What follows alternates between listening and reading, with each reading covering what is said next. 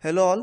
So till now we have seen how to manipulate existing table data using DML queries. In next few tutorials we are going to see how do we define the table structure using some DDL commands, that is data definition languages. So the first in that is we are going to see about how do we create a table in Oracle SQL. So in order to specify or to create a table, we first specify the list of column names that a table will have and along with the data type for each column. That is the most basic or simplest example structure that we can have for creating table. We can also specify some of the default values for each column, that is optional case, and if applicable we can specify some of the constraints for each of the column.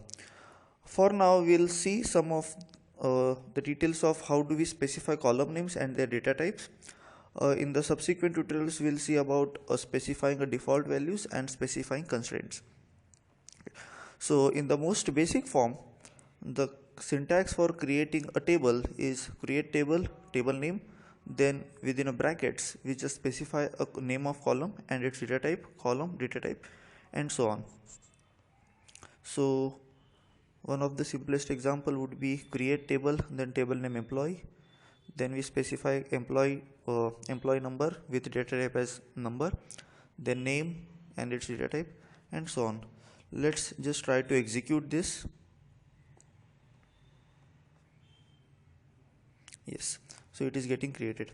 So right now this table is just created and it does not contain any data. So if we just write select star from employee, it will give us empty result.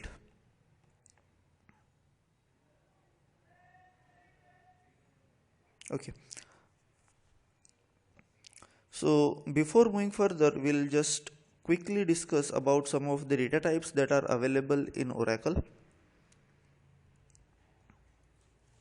Okay, so basically there are four types of data types that are available.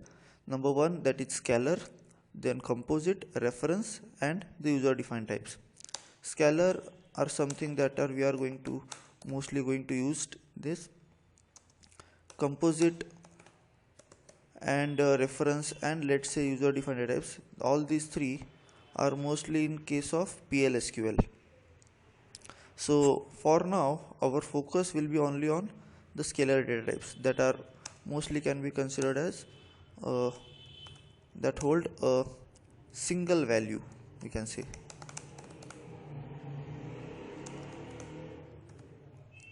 Single value for one column. And in case of composite, reference and user defined data types, they can hold multiple values. Okay, so we'll just have a quick overview with scalar data types. There are basically four scalar data types, that is numeric types that are available, character data types, date, and LOB, that is large objects.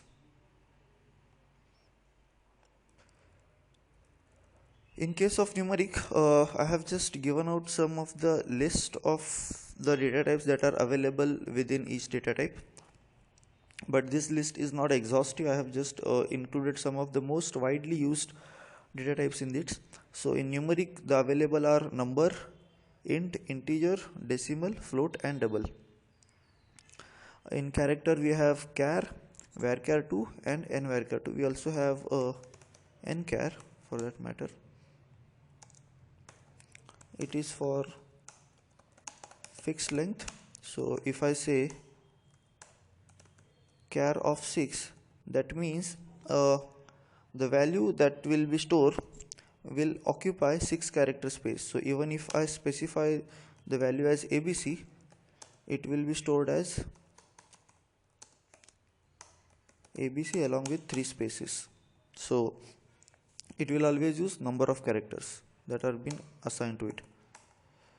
Varchar, if I specify varchar2 of 6, then it means that is the character length is up to 6, means a value can be 1 character, 2 character, or up to 6 characters. So Each column need not take necessarily 6 characters but up to 6. And n varchar 2 and nchar are both are similar to character and varchar 2, but these two just uh, provides us a capability to have multiple language support.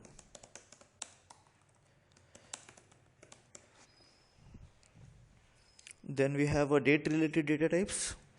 The first one is date, that is used to store a date value.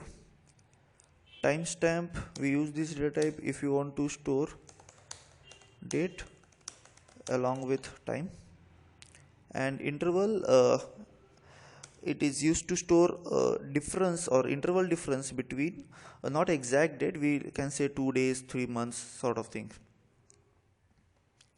And the last data types are large object types, that is blob, slob, blob, clob. That is, first one is binary large objects,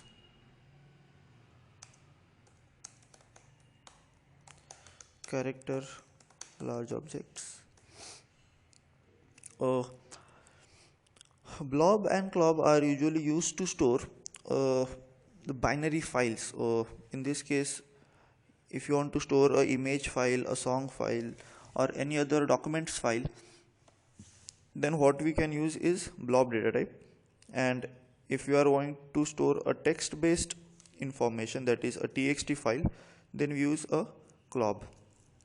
If you want to store a information such as Microsoft Word and Excel, then clob cannot be used, we have to use blob, because clob only supports characters or a text based information. It does not hold information about let's say fonts and the font size and all those things.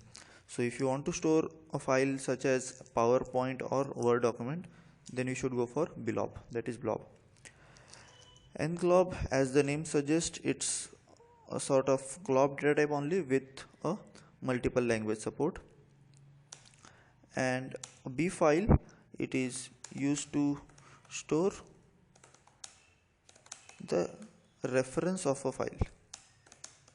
Means in this case, in first three lob data types, what we actually do is we store the file in a database. But in this case, we do not actually store file in database, but it is stored in our underlying operating system, and B file is just used to reference that file. Okay, so with this information, we can move on to our create table syntax.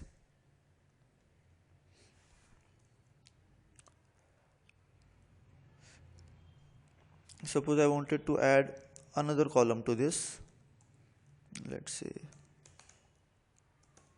manager ID, and that is also number.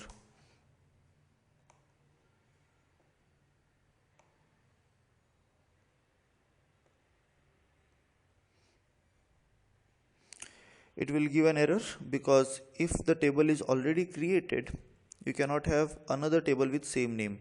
So if you want to create this table employee, then we'll have to first drop the existing table.